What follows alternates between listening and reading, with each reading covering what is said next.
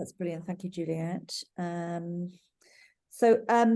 First of all, could you just start with your name and title, please?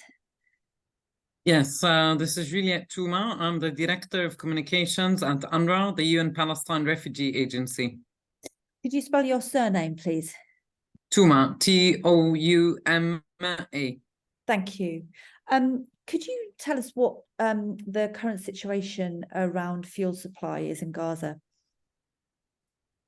Yes, so UNRWA is running out of fuel. We are the largest humanitarian actor on the ground in the Gaza Strip. We have 13,000 staff members who work for the agency.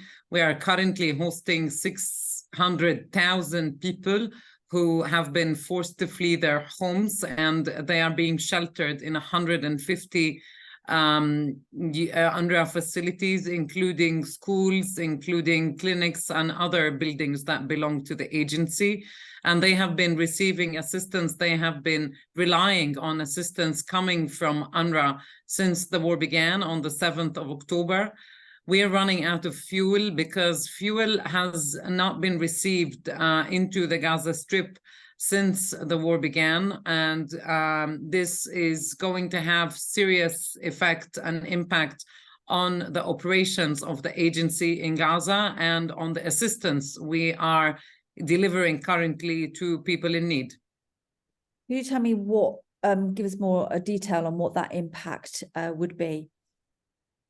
So it's simple things like not being able to drive our cars so that we deliver assistance using the cars. It's not being able to get our trucks going and go to the borders and collect the very little supplies that are being sent to Gaza on the humanitarian convoys. It's fuel for medical facilities that we run. It's fuel for the water pumping stations and the desalination plants. And we've also been giving wheat flour to bakeries around the Gaza Strip to provide bread for people. So that is also likely to stop.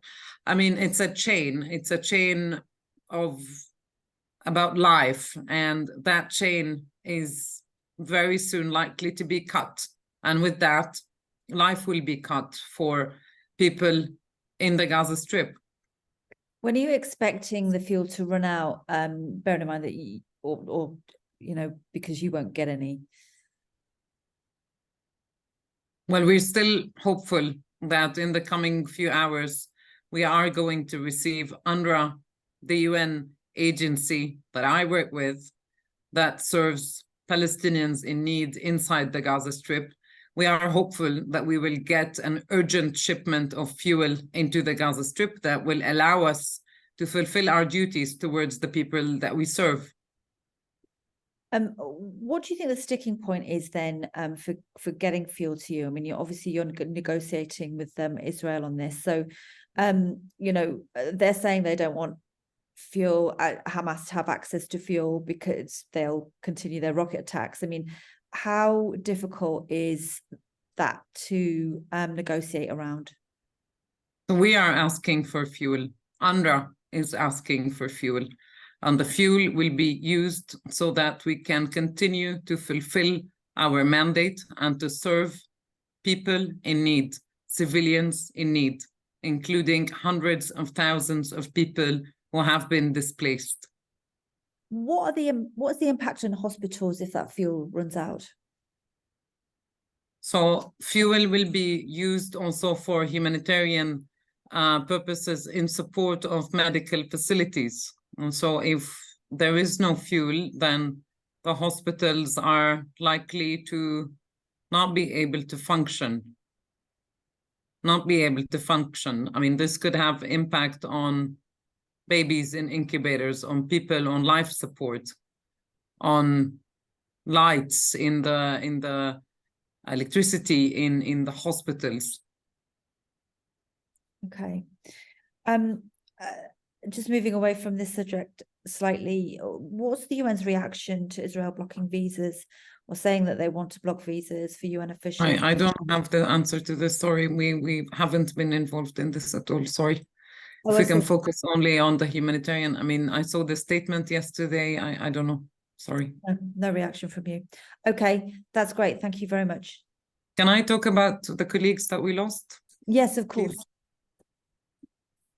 Okay. Go ahead. So we continue to receive reports, and today we are very sad to confirm that at least 38 colleagues of ours who work at UNRWA have been killed in Gaza since the war began. And we grieve them and we remember them. They are not just numbers. These are our colleagues, members of the UNRWA team in Gaza. Half of them were teachers teaching children in UN schools. I mean, how difficult is it to protect your own workers inside Gaza? Very difficult. We are terrified for our colleagues in Gaza. They have been impacted in the harshest ways, like the rest of the people in Gaza. Many of them lost loved ones, lost family members, relatives, friends, neighbors. They lost their homes. Many of them have become displaced. We lost 38 colleagues. Many others were injured. We actually stopped counting. But there are thousands of our colleagues who continue to be there, who continue to be on the front lines, who continue to provide the assistance to people in need. And they are our unsung heroes on the ground in Gaza. Okay, thank you so much, Juliette. Thanks. Thanks a lot. Thank And I'm giving you this interview from East Jerusalem, okay? Okay, thank you. Cheers. Okay. Thanks. Bye-bye. Bye-bye.